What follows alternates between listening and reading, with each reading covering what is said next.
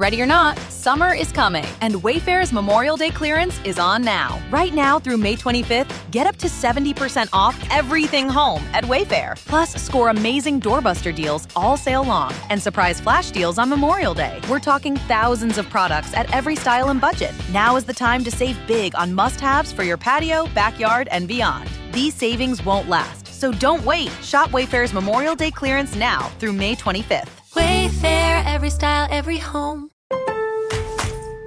With the new MyLowe's Pro Rewards American Express card, earn 3 points per dollar spent on Lowe's qualifying purchases for the first 6 months after card account opening. Plus, save 5% every day on eligible purchases at Lowe's and earn points on eligible purchases everywhere else Amex is accepted. Card members get more at Lowe's. Subject to credit approval. 5% can't be combined with any other offer. Exclusions and restrictions apply. Points subject to loyalty terms at Lowe's.com/terms and credit reward terms at Synchrony.com/MLPRA-terms. Visit Lowe's.com/business credit. The Murder Shelf Book Club contains disturbing content related to real-life crimes. Listener discretion is advised. Darkcast Network.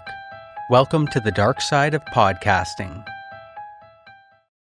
Looking back, these details leave me particularly disturbed.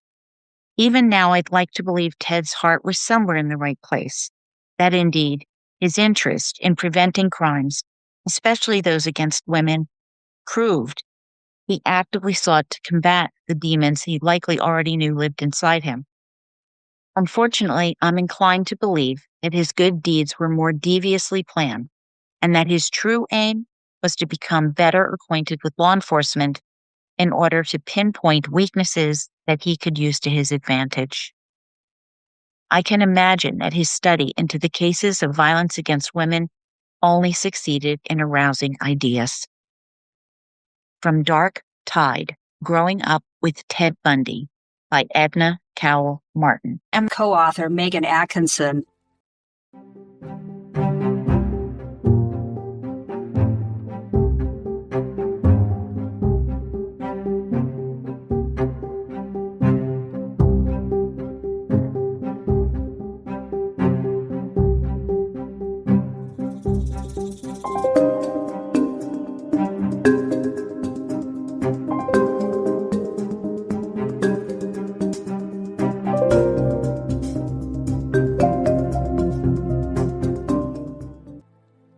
Welcome to the Murder Shelf Book Club podcast. I am your host, Jill.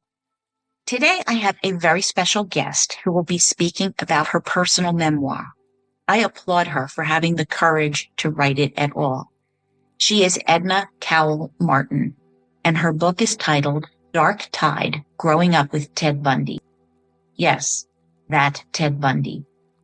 You may recall that I covered the Bundy case when I featured Elizabeth Kendall's book, The Phantom Prince, in episodes 9 to 11 in the early days of my podcast. In those episodes, I was on a mission to tear down Ted Bundy, who is often admired for his good looks, and that drove me crazy. I also discussed the young women whose lives he stole, trying to remember them for who they were rather than their tragic endings. But today is different. Today we will hear from a family member of Ted Bundy as she shares her story and insights. Imagine feeling the need to hide parts of yourself from the world, locking them away deep inside, while your heart races when the topic inadvertently comes up. I guess we all do that to some extent, and we don't reveal every aspect of ourselves to everyone we meet. We have audience-specific filters. However, this experience takes on a different meaning when you are related to an infamous serial killer. You never know how others might react to the information, and you can't be certain if a family member or friend of the victim is in that room. This is how Edna Cowell Martin, our author, felt much of her life. Edna was born into the Cowell family and is Ted Bundy's cousin.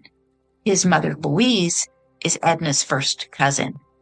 Louise Cowell Bundy was the daughter of Sam Cowell. His much younger brother, with 20 years between them, named John, is Edna's father.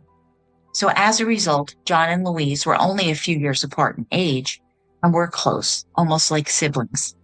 This family connection meant that Edna's life would be intertwined with that of Ted Bundy, who she regarded as a big brother. Louise Cowell gave birth to Ted out of wedlock in the 1940s, which was a challenging situation at the time. John Cowell, who was already living in Tacoma, suggested that Louise relocate from Philadelphia to Washington State. Wanting a fresh start, Louise agreed, taking 4-year-old Ted with her.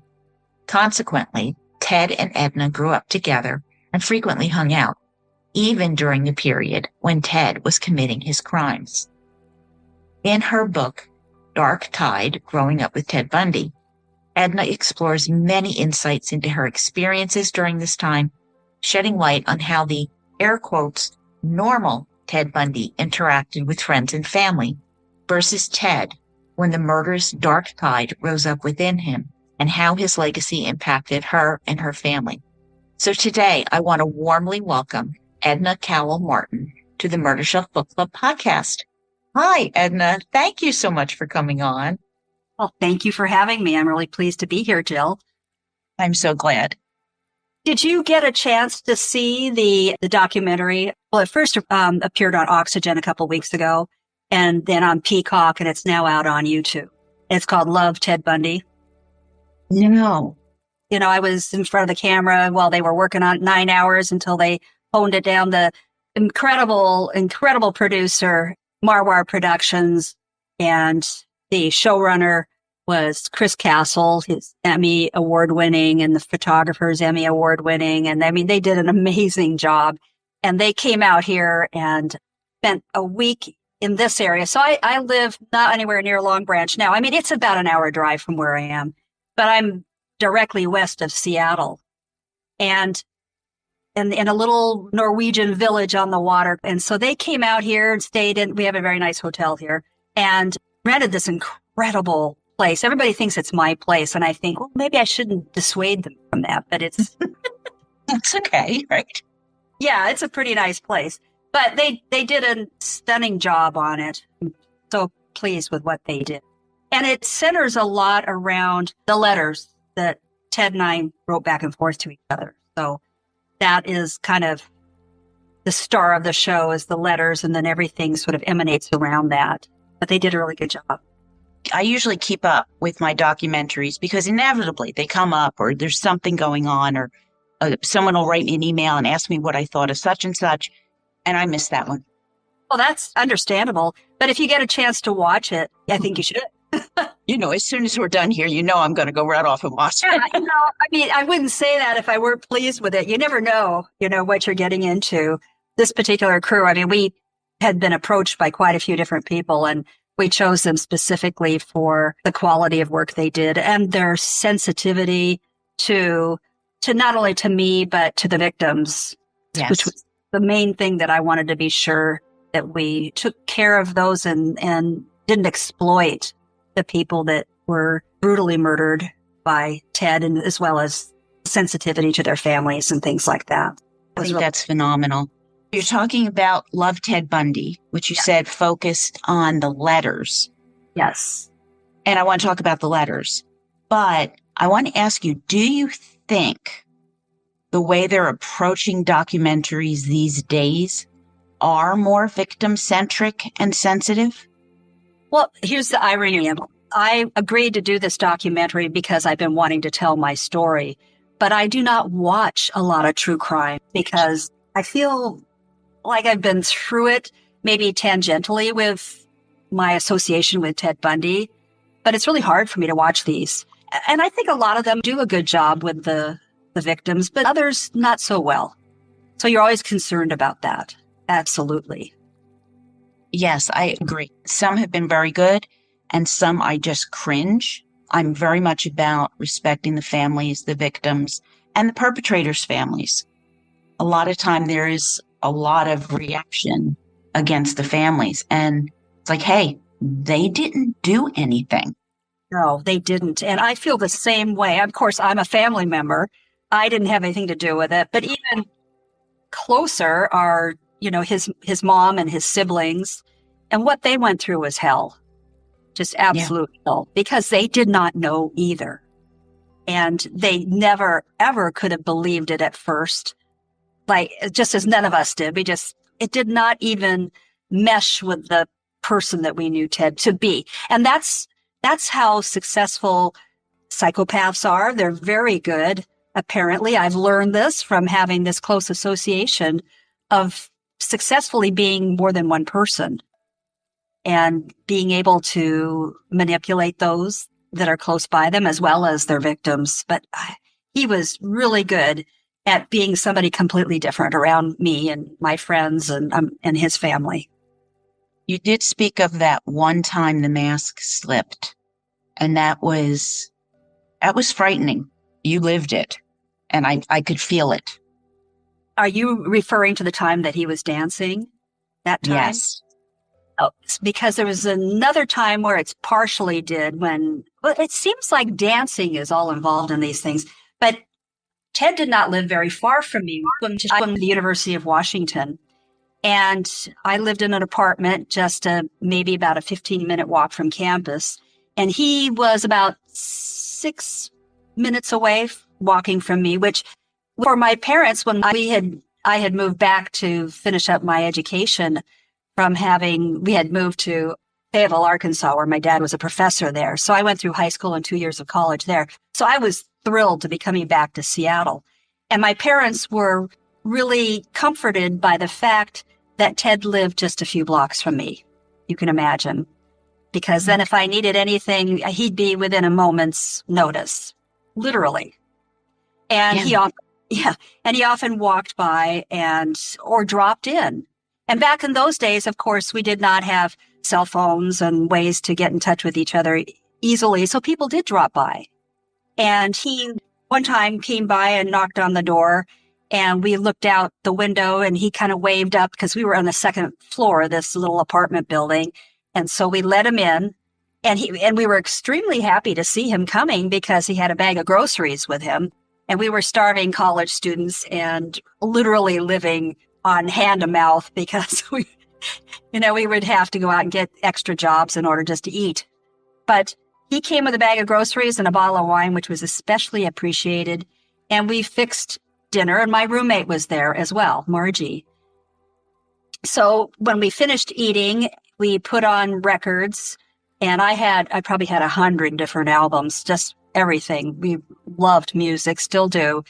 And we started dancing around the living room, and I had turned to put another record on the record player, and it had started off with a bit of a slower song. And so when I turned back, I saw that Margie and Ted were sort of slow dancing, and she had her head just kind of leaning against him.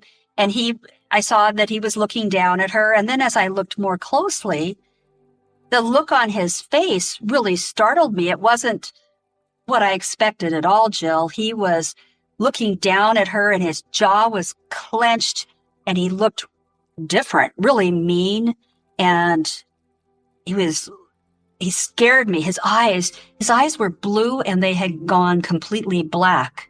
And I didn't know that this was a phenomena before with people. And I've heard of since then by talking to psychiatrists and things, when people get into a state of excitation, their pupils dilate.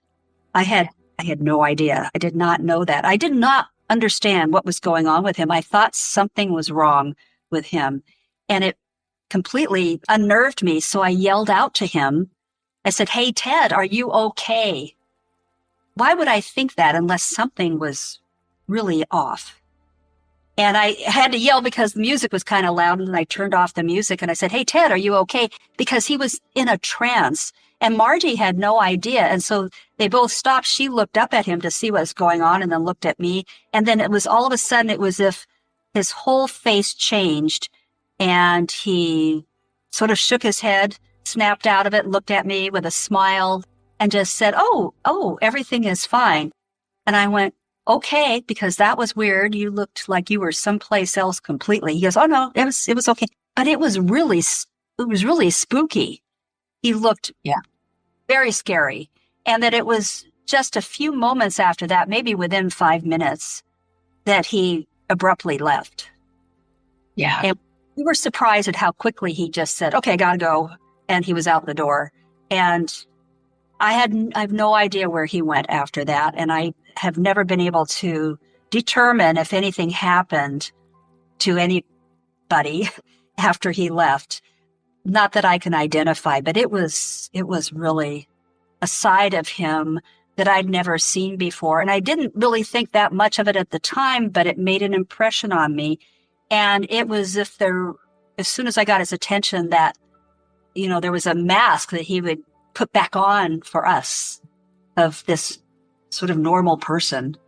In hindsight, now you have context or what was likely going on there. But at the time, okay, he thought something, got in a bad mood, something occurred to him, he forgot something. I mean, Right. You shrug it off to normal things. You don't think, he's going to go out and kill someone. It never crosses your mind. No, Never. not at all. Exactly. Why would you even suspect that? You hit that nail on the head. I just thought that was weird, but I never forgot it. And Right. interesting thing too is, Margie and I have talked about is she never saw it, because by the time I caught his attention and they stopped dancing and she looked up, he looked normal again. But the thought that she was in his arms right then and he was looking down at her like that really upset me. It still gives me shivers. I'm getting goosebumps just thinking about it. I said it was powerful reading because, again, when you're reading now, you have the luxury of hindsight. You have that, the context. You can put yourself in this situation marginally, and you know what it means. You didn't know what it meant at that point. You just went, whatever, okay. Could have been any number of things, Somebody just lost in thought. Very intense, mean-looking thought, but definitely lost in thought.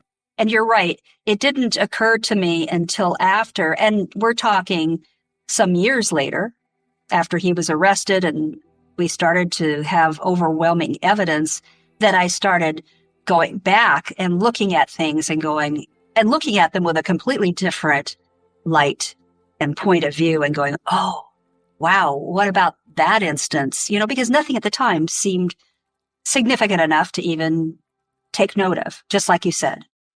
I have to tell you, in every serial killer case that I've delved into, and 40 years, I've got my murder shelf is filled with books on serial killers. I don't tell this to too many people. Kidding. When a person has been arrested, nobody has said, oh, thank God, I thought there was something wrong with him. Nobody. That right? Now, I'm going to say nobody. There's probably that one guy somewhere in the annals of serial crime. But nobody says, oh, yeah, he could, he did it. No, the response is always, what? No way. No, the police have made a mistake. The police have made a mistake every time because they are that good. Yeah, that's what makes it so unnerving, Jill, is because these people are so adept at this deception that the people even that are the closest to them, they cannot detect it. And that, how do you protect yourself against something like that? I don't know what to say other than just don't willfully, go away with somebody without taking time to get to know them. But even those of us who got to know him really well didn't know him really well. Yeah. And that just included lots and lots of layers of people, all the way down to his closest family members, to his professors, to his co-workers, to an investigative reporter, Richard Larson, who worked with him a lot down in, our capital in Olympia. I just met another reporter that worked for another major newspaper in Washington State that had a lot of interaction with him. No clue.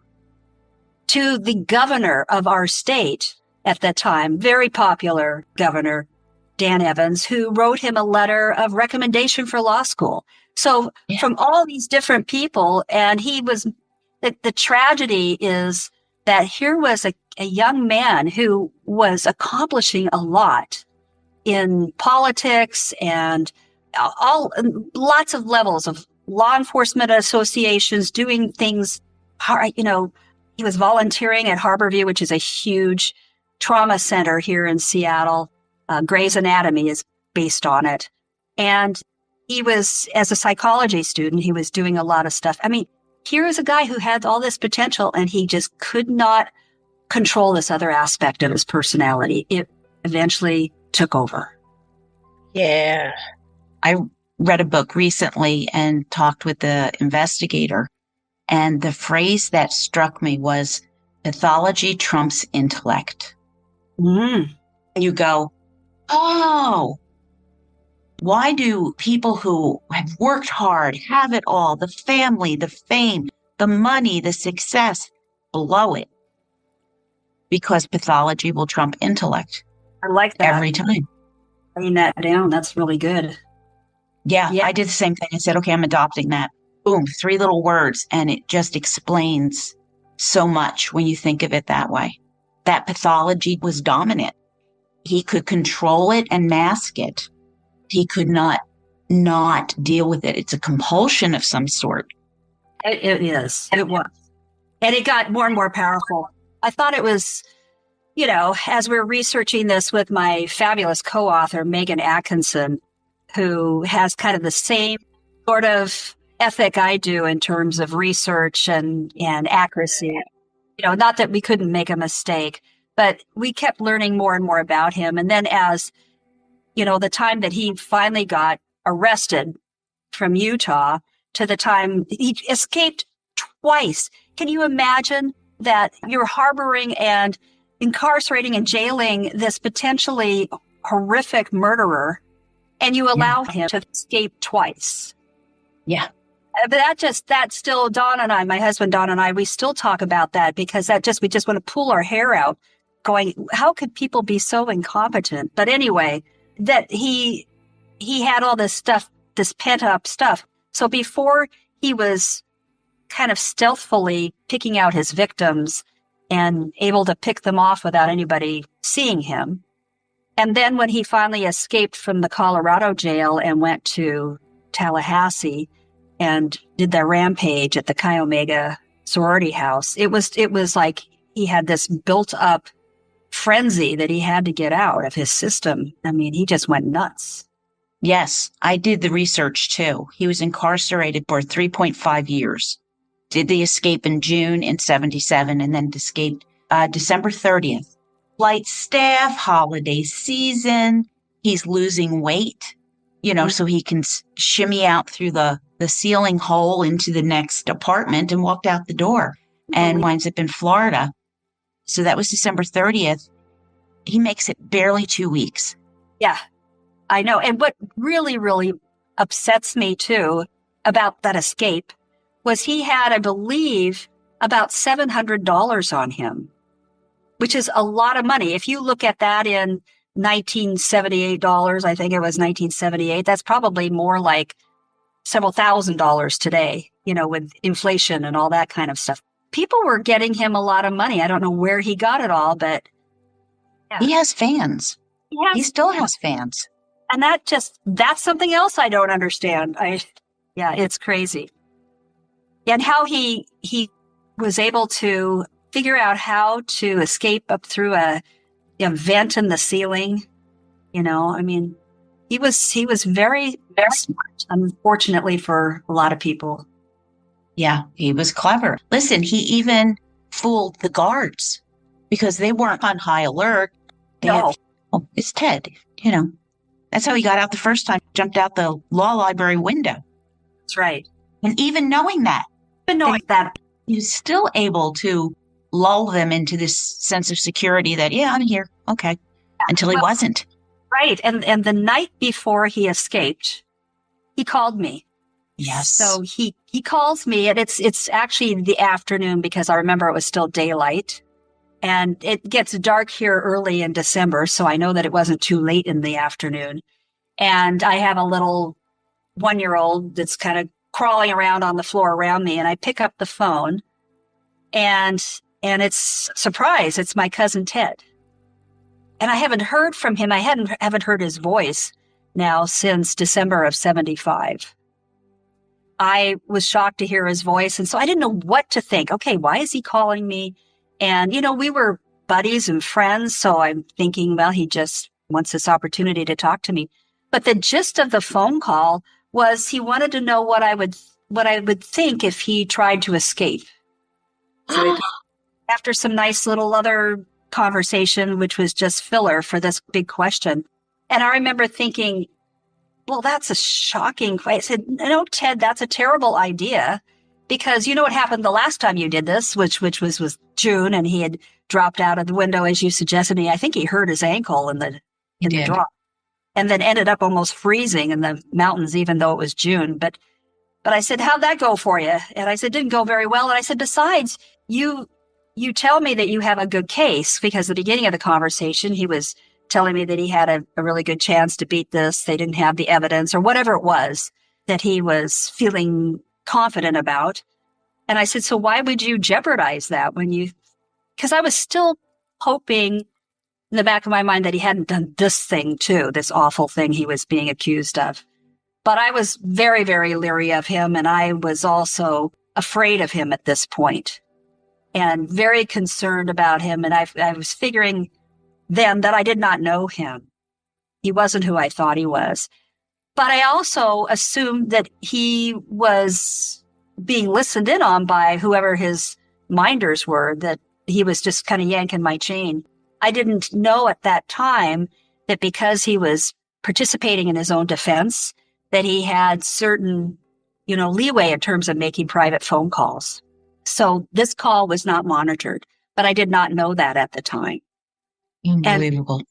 And then in talking to my brother afterwards, I found out he also called my brother John with the same question, except he had one additional question, which was, well, what are the worst states for the death penalty?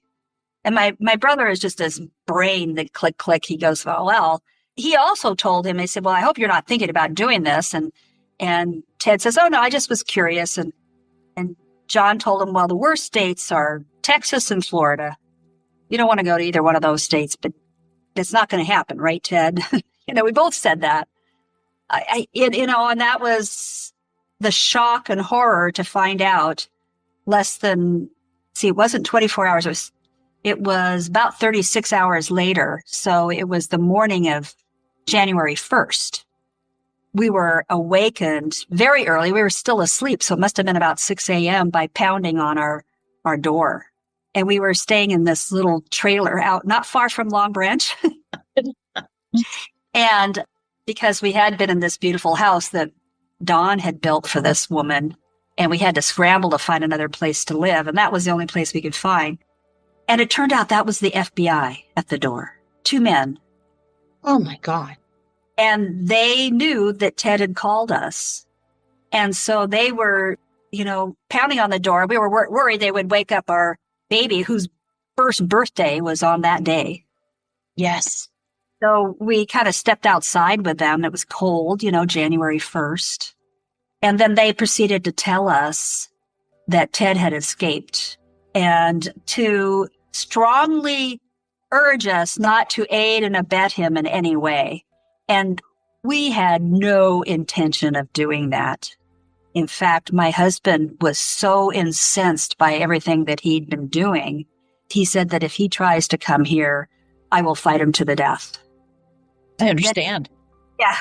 And he proceeded to conceal all kinds of possible weapons. We did not own a firearm because we had a little baby that was learning to walk, but he hid a hatchet, knives, and all kinds of other things, not where she could reach them, but in different parts of the trailer as well as outside.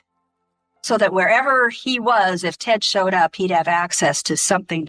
He says, even though Don was an ex-Marine and trained in hand-to-hand combat, and he was in superb shape at that time, he says, I don't have his brain, his psychopathic brain. He says, right. I don't have that, sensibility of just having no empathy. He said, so I don't know if somebody like that could pull something on me by trying to put me at ease and then out of the blue, attack me. So he said, I was ready. I was just going to tell him not to get within 20 feet of where I was standing. Otherwise I would have to defend myself. It was a frightening time because then at night we had to barricade ourselves in. Oof. And Don literally put 2x4s to block the door so it couldn't be, bashed open. All kinds of stuff. We were really scared. I cannot fathom how you got through this because he was gone 47 days. Yeah. And we didn't know where he was going. And we knew that he liked to come to where I was. And so we weren't sure what to expect. So he finally, it was a holiday because of January 1st. My husband had to go back to work. And so then I couldn't stay alone at the trailer. So we're living on Puget Sound and we have friends that have a boat. So almost every day I would go over to their boat where they were living on the boat at the time. Beautiful boat. And then we would just cast off and we would be out in the middle of Puget Sound. And boy, that's the safest feeling I've ever had. Nobody could come get even close to us without them being seen. So yeah, the unknown. The unknown. There's a shark in the water. Where? Oh my God. Yeah, where? Where did he go? And no one knew. I don't think he would have gone to the Northwest because he was just notorious. And right. So I can see why you were saying he did the complete opposite and went to Florida. I have to ask you, because I remember reading this, that you were saying that he asked your brother, and what are the worst states for the death penalty? And he said Florida, and Ted shows up in Florida. Right. I don't think he liked being in jail. I think he knew he did this, so chances are pretty good. Because, again, he reveals himself. He calls you up and asks you about escaping, but I've got a really good case. No, he's more intelligent than that. He was calling up because he didn't have a really good case, because he knew they were going to have the evidence. He knew he was going down. The game was up, and he had no other choice but to try to create a new identity and go someplace else. And you're a comfy spot, so he called you. Right. So back then, jurisdictions, police jurisdictions, law enforcement jurisdictions, there was no way to share information between the different places, between Washington, between Utah, between Colorado, between, whatever.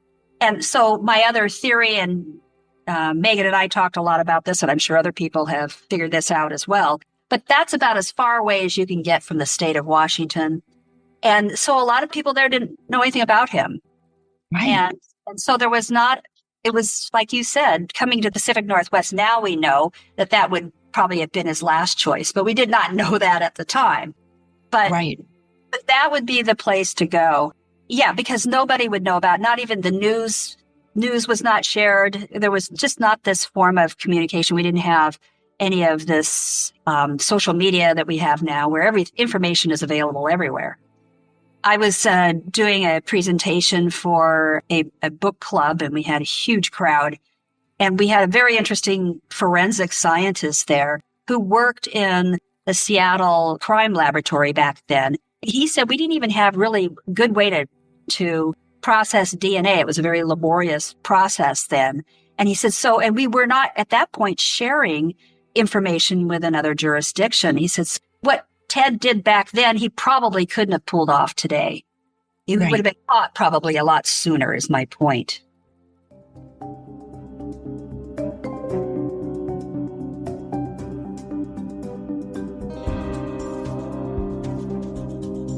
I'm Serena Williams, and I'm healthier on Ro.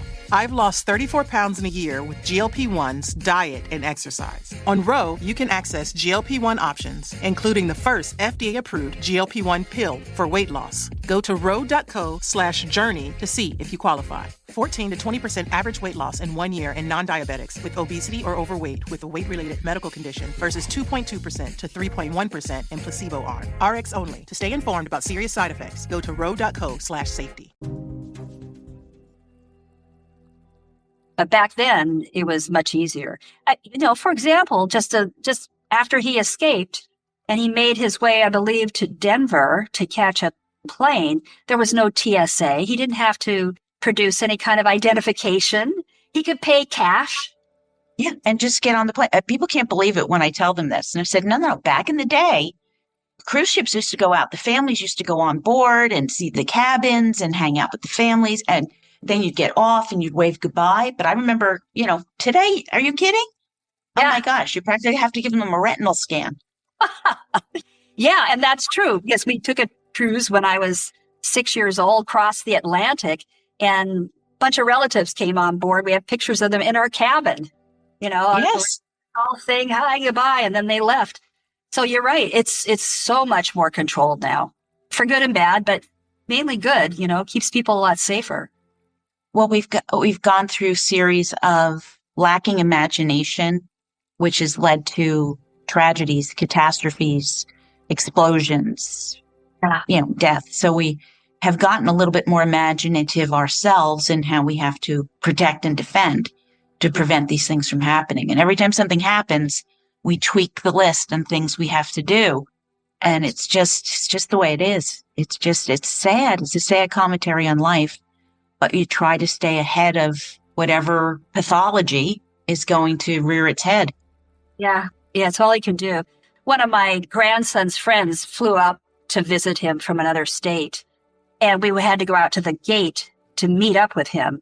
And what we had to go through just to go to the gate as non-flying passengers was completely as if we were going through the whole process, and it was a big deal. We had to go through special lines and had to explain what we were doing and prove that we were actually meeting a minor child. So it's much more onerous, but it's for our protection. Yeah. I try to remember that when I'm on the line and my feet hurt and my back hurts and, I'm grumbling. Now I'm getting hungry. I have to go to the bathroom. I'm still online going through security. And it's like, this is keeping me safe. You can do this for 5 more minutes. Right. Yeah. Yeah. One of the things you talk about is the death penalty.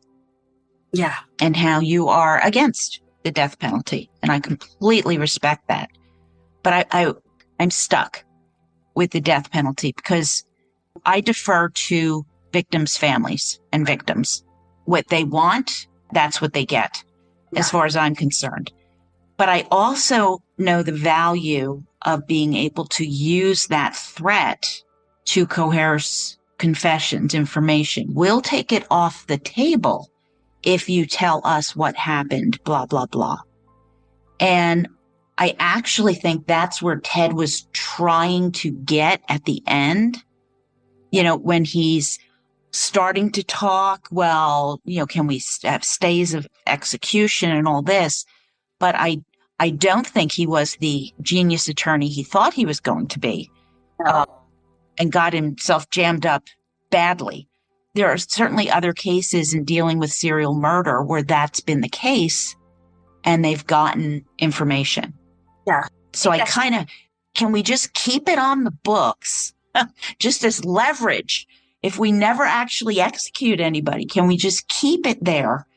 I'm watching the Rex Heuermann case, the Long Island serial killer in New York.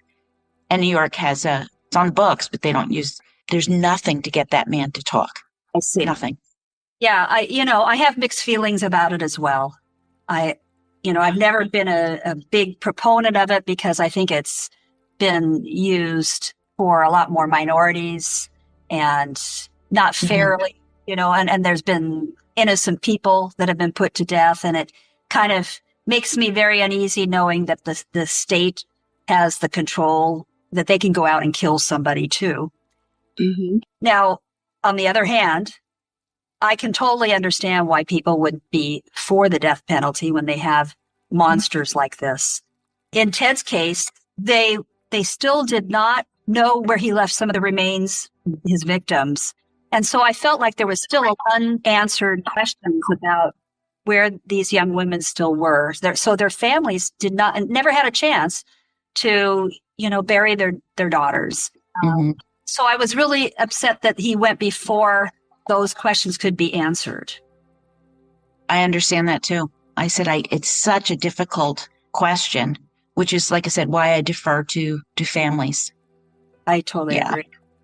So that was my thoughts about it is that it's been unequally, implemented for one thing. And then for another thing, in Ted's case, that we weren't done. And also perhaps we could have learned, what makes a person like that tick. Yes. Those were some of my thoughts at the time. I know that there's people out there that just say, just pull the plug. And I understand it. But these are my thoughts. And that's why I hesitate, because there was a lot left to find out. I agree. No, I have to agree there. I hate to use that word closure, but having that information, what happened, where your person is, the unknown. Just talked about the unknown, how powerful that can be. And that's still hanging out there for families, and it's heartbreaking for them. Yeah. I can't imagine. I mean, their families to this day are still suffering, the victims' families, so what do you do for them? I don't know. Only time, I suppose, will help, but still there's this awful stuff. And then so many people write books about serial killers. And so it's hard not to resent them for doing that when they're exploiting these family members to some degree. So that was always in the back of my mind and something I was really concerned about, because that's not what I wanted to do. I wanted to talk about this from the point of view of a family member, that we are real people who were also nowhere near the level of victims of his victims and the families, but we were still traumatized by what he did as well in a very profound way. And it's Yes. a very tough position to be in. I did not want anybody to know that I was related to Ted Bundy, that he was my cousin. And you say, well, cousin, that's not as close as a sibling. That's right. But he and I were really good friends, and we hung out a lot and did stuff together. And I totally trusted him. I rode around alone with him in that infamous VW Beetle, the Bug, and spent time alone with him on many, many occasions. And when you think back on that, that's just gives me chills to think that I completely unconditionally trusted someone who was the very epitome of the most terrifying type of individual that I could have ever known. I couldn't even imagine at that time how evil somebody could have been. Especially your proximity. You hope that you would recognize, but they don't show you. No, they don't. And I exposed him to my friends, so I fretted over that. One of his very first victims in the Seattle area was a very close friend of one of my roommates, one of their best friends. And so when Linda Ann Healy disappeared, we were all just totally freaked out, wondering what happened to her. And everybody was really worried at first, and then starting to be very terrified, and then suffering because they started to realize when she was gone for days and days that this was possibly something bad, and it did turn out to be that way. The nicest girl. She did the Saturday morning ski report. I think she did a ski report every morning, and we were all snow skiers. So we would listen to our buddy do the snow ski report, and then those stopped, so we missed. This is just the tragedy of what happens when somebody decides that they are a god and that they can decide life or death over somebody. Yeah, exactly. I'm so sorry. I wish I had better words. I'm just sorry you all had to go through that. Was it hard to decide to write the book? Because for years you were like, no, thank you. No, we'll be anonymous. Thank you very much. But you said you wanted to also talk about Ted. Yeah. For a long time, I successfully buried it. And I found out by doing this project and talking to a lot of people who are psychologists and lots of interesting people that I've met, that it's not a good idea to bury things that are traumatic. You need to get them out of your system. And this was one of those things that I buried it, but for some reason it kept trying to resurrect itself. And I knew that I had a story to tell. I had hidden from it for 50 years. And I got to a point where I really wanted to get it out of my system. I wanted to, as I say in my book, I wanted to exorcise him like he was a demon, get that out of my system. And I've been in advertising for years, and I'd done a ton of just ad writing. And whenever anything upsetting happened to me, I'd always sit down and I'd write, pages and pages. And that felt really good to do that. So I sat down and I wrote an 18, 20 page sort of pitch. But before I did that, I was out walking with my daughter, and she and I would have had this tradition since she was a pretty young girl where we would go out and we would walk. And there's something about walking where you're facing forward and you can kind of unburden yourself and the other person's not kind of looking right at you with a judgy look. And we've gotten a lot of things out of our systems walking together. So, and this was during COVID, which is kind of a cliche, but we were all isolating. And so we walked, we were on an island doing a beautiful walk together. And I just kind of blurted out, I said, I need to talk about Ted. And she just stopped dead in her track because I had never really brought him up. And it was always a subject that was taboo. I found out afterwards that a lot of my nieces and nephews knew that I was related to him, but they were all counseled never to ask me about it. Parents were all trying to protect me. So she was sort of in that situation as well. And she goes, okay, well, why do you think you need to do it now? I said, I don't know. I just need to get him out of my system. And I have a story to tell.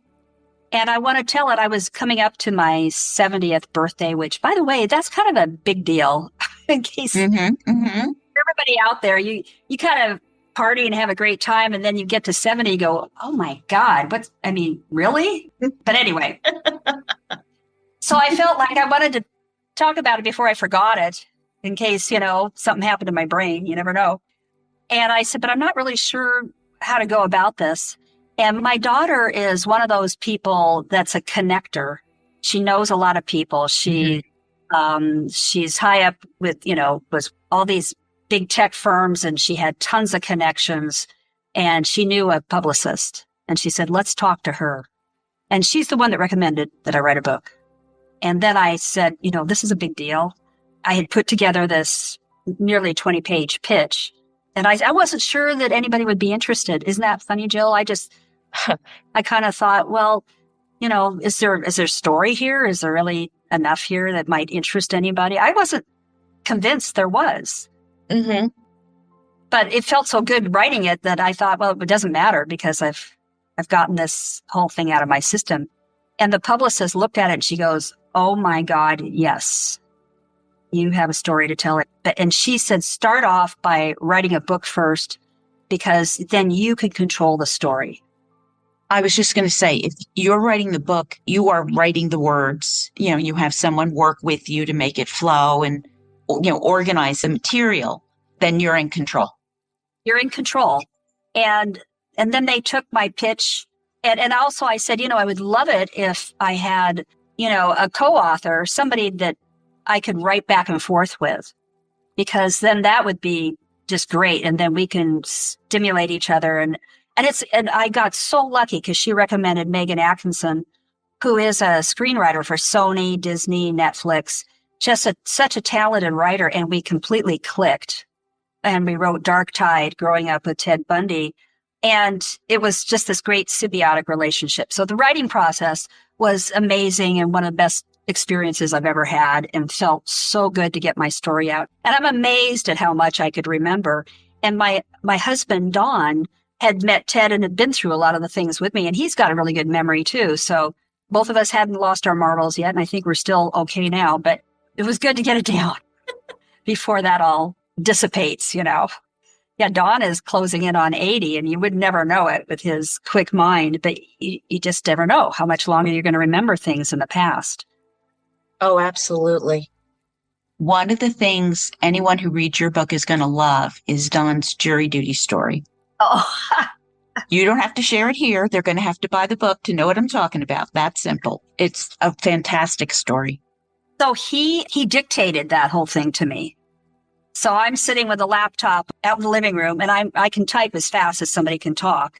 And so I'm just madly typing it down as he's telling me the story.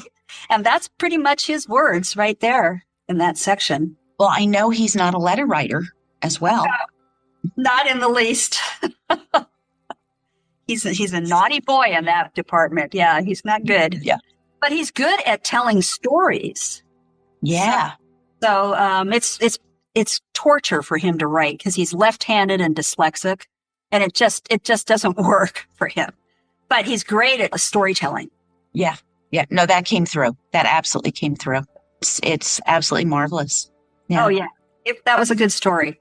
And then Anna's story, too. She had a story, that was pretty much hers as well in there. That was a story as well. So everybody was pretty much involved. I think that helps in writing that and going through that process and kind of unburdening and digging all of that out. It was probably worth years and like thousands of dollars of therapy. Thousands of dollars of therapy. And just writing is such a great exercise. If you're into writing, I mean, some people journal. I periodically have done that, but not so much. But Ted did not control my life. He did not make me have an unhappy life at all. I'm a very optimistic, upbeat person. I had great times. He did not impose on me all the time. But the thing is, I could never get away from him because he's a pop icon, So every time his name would come up, I would have a physical reaction. I would get just like a jolt, as if I'd stuck my finger in a socket. That's how much it upset me. And I found out since that that's kind of a low level of PTSD, and I couldn't talk about him to anybody. I didn't want anybody to know. And then even if I tried to, the few people that I would tell, I would stutter because I just didn't know how to get it out to admit to this. But I've had to do so many interviews since then that now I can talk about it just fine without stuttering. And that's in its own form, great therapy is just talking about things. Thank you for that. I agree with you. Talking and understanding that, I hope I'm not coming across as a ghoul, but I am interested in understanding what people are going through in these situations. And I think generally there's a big heart in true crime, that people are empathetic, they sympathize, they find ways to relate to people. But there is also a side where they're very judgmental. They speculate and really can do some damage. And I think it's important to respect the families, whether they're victims, perpetrators, whoever. People who are involved in this, who did not commit any kind of crime and are just sucked into a vortex, do not need to have the true crime community jump all over them. And I give my voice to that. I hope that's helping with that. Yeah, I appreciate that a lot. A case in point is one of the reasons why we hid out when everything hit the fan when he was captured in Florida, was it turned into a media frenzy at that time. And then the really, really, really crazy time was the countdown to the execution. And I mean, news companies from all over the world set up in hotels near the penitentiary in Stark, Florida, wherever they could be, with, taking over floors of hotels and beaming the information all over the world about this coming up. I mean, it was insane. And it was insane here in Washington State because they were so happy that this guy was going to, be fried, literally. And they would, I'd be listening to the local radio stations. They'd go out in the street to talk to people, and it was a festive atmosphere. They were celebrating but then people would say things that just would really get to me that, that I hope his family fries too, and just saying really negative things about the family. Not everybody, but some people. And I heard that on the radio, and I'm thinking, I had nothing to do with this, and neither did his mom, I mean, just hearing that setting. Yeah. That's what I mean. And these people are making a choice. I'm sorry, I don't celebrate anybody's death. Yeah. Is it involving justice? Okay.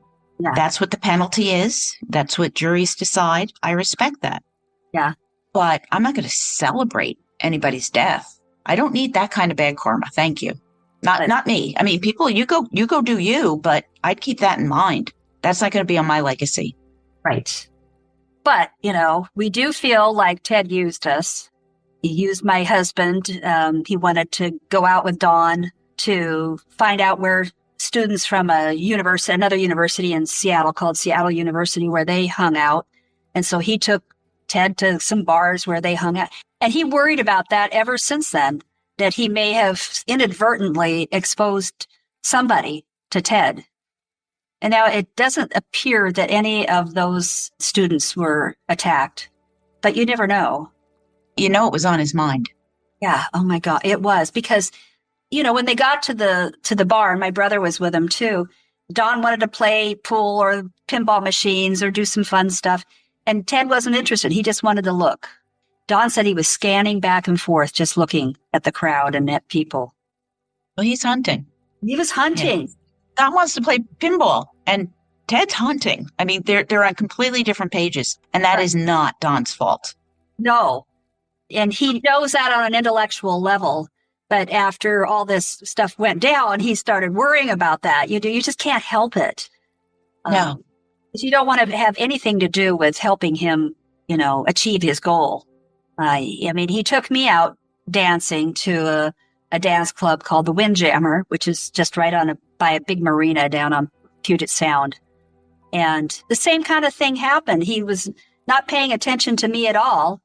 And he was just scanning, sort of rocking back and forth, scanning the dancers and looking at all the people there with that same clenched jaw. And he didn't look happy at all or content. Mm-hmm. It was just a very peculiar situation. And I tried to distract him. And then he'd momentarily snap out of it and look at me and say, "Oh, hi, Edna." And then boom, he'd be gone again, just scanning back and forth. And I thought, later, looking back, he was just using me as a little tool to, legitimize his hunting. I'm normal. Yeah. I'm out with family. We're just socializing here. No, he's hunting. Hunting. Yeah. I'm so sorry. Well, I know it's not my fault. It's just that he's the one, it's just awful to know someone that is that evil. And know that he got away with it for quite a while, and he caused such a trail of grief and agony. Yeah. Yeah. Somebody lost. Yeah. Is there anything else that we should cover before we wrap up? Well, a couple things. Number one, I just want to remind all the young people out there to have situational awareness. I'm an avid walker, and a lot of these young kids are out, walking to school with their backpacks and their earbuds in, and they can't hear anybody coming up behind them. Mm-hmm. And I see it over and over and over again. And I've even said, "Hey, hi," and they don't even respond because they don't hear me. And you're just setting yourself up. I'm saying 99% of the time, you're going to be fine. But that 1% of the time, if there's somebody out there with bad intentions, you have no idea. Check behind you. Just be aware. I don't want you to, live your life in fear, but have situational awareness. Absolutely. And that to me is just the biggest thing. And trust, but don't be deceived. Make sure you're just not wholeheartedly trusting someone. Make sure you know what's behind the mask. And you can do that by just spending some time to get to know this person and not being alone with them necessarily when they're brand new, because they'd be very charming. Yeah. See, charming for me is a red flag. Yeah. Don't be charming to me. Back off. Yeah. I feel really bad for people who are just wonderful and charming, but I also know that is a big red flag for some people. So yeah. So just be careful. There's things you can do just to make sure you're safe. Yeah. Don't take it for granted. You're right. Get those earbuds out. Or at least just have one in. So you can still hear with the other ear. But be sure you can check behind you every once in a while, just to make sure nobody's following you. It's just this simple, ABCs of being safe. I had this incredible interview by some New York City detectives who have a podcast. And we got into the weeds on that subject. They said they would if there was anything that they could get across, it would be that message about, situational awareness and checking around you. Trust your gut, but your gut isn't 100% either. Yes. So you gotta use some other techniques to make sure things are safe. I agree with you 100%. Edna, we are on the same page. Yeah. Thank you so much for coming on. It has been such a great conversation. Really has. I'm so happy to have met you. It's wonderful. Yes, you too. I appreciate it. And everybody, you have to go out and buy Dark Tide, Growing Up with Ted Bundy by Edna Cowell Martin. And there is the documentary too, Love Ted Bundy. It's on Oxygen, it's on Peacock, and it's also on YouTube. Yes, please check that out as well. I haven't watched it yet. Do you believe it? I know. You're a busy lady. You'll watch that get by. You'll watch it. I know you will. Absolutely. All right, then I'll say goodbye to you, and I will be in touch. And thank you so much. I appreciate your insights. I appreciate your honesty. You're welcome. And I really enjoyed talking to you, too. You had some great observations and some great questions. So it made it very interesting and worthwhile. So thank you. Thank you.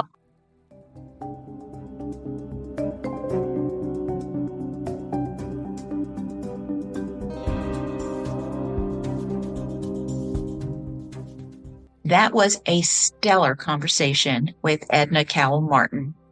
That was a stellar conversation with Edna Cowell Martin about her amazingly brave book, Dark Tide, Growing Up with Ted Bundy. I have links on my blog at murdershelfbookclub.com, May 2026. Thank you for listening. I am gearing up for CrimeCon Las Vegas 2026. It is coming up quickly. Check out my merch at www.jusaskjan.com. Just ask Jan. She is incredible and you will just love her. And she does a whole bunch of other podcasts you may have heard of. Zone 7 with Cheryl McCollum, Body Bags with Joseph Scott Morgan, Gold Shields, and True Crime with the Sarge, Joe Jackalon's podcast. I truly appreciate you joining me on this journey through some of the best true crime books and the cases that matter so much.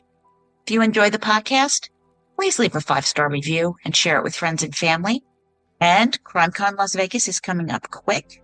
And our CrimeCon meetup is Thursday, May 28th, right after the kickoff party in the lobby bar at 10 p.m. local time. And after that, I will be on Creators Row all weekend with tons of cool swag. I'm looking forward to meeting you and reconnecting. Always trust your gut. I see you as you hear me.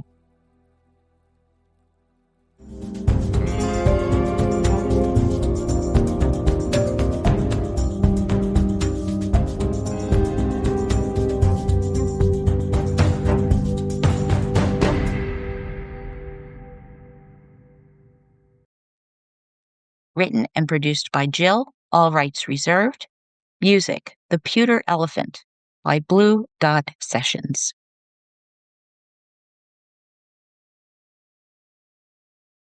When people turn to healthcare for weight loss, they're looking for real support. That's why more people are choosing OrderlyMeds.com. Orderly Meds connects you with real doctors and access to proven GLP-1 medications like semaglutide and tirzepatide. No guessing, just a more supportive experience. And all shipped directly to your door in discreet packaging. Do your research. Ask questions. Then visit OrderlyMeds.com/podcast for an exclusive offer. That's OrderlyMeds.com/podcast. Individual results may vary, not medical advice. Eligibility required. See site for details.